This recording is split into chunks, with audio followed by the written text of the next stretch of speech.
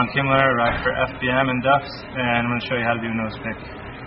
Basically, you need just enough speed to get past the coping, just enough speed to kind of fly out. So get about that much speed, and when your front wheel pops over the coping, you need to basically shove it back down. And I like to eye up a spot where I want my front tire to land, and then that keeps you closer to the coping.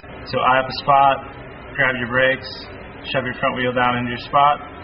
Essentially, your weight needs to be centered right over your front wheel in order for you to balance in a nose pick. So when you shove your front wheel down, you need to be balanced right over your front wheel, and also have your weight a little bit into the ramp so that you're able to go back in. And then stick it for a minute, and then just to go back in, you basically just have to pull up with your arms a little bit, just enough to get your front wheel past the coping, and ride away smoothly, hopefully.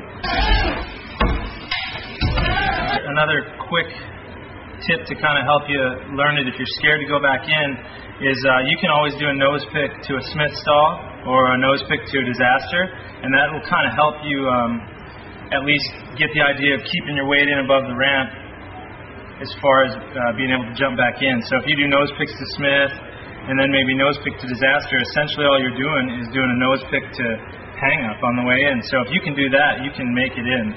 It just helps you kind of boost your confidence learning nose pick stuff.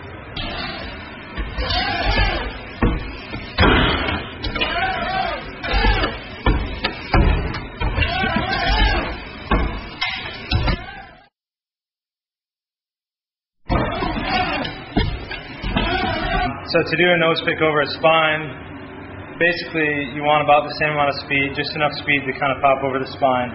You might want to carve up a little bit instead of just going straight on. Carve a little bit kind of in your opposite direction so that when you get up into your nose pick, it feels like you're going in normally, like out of a regular nose pick. So maybe carve just a little bit.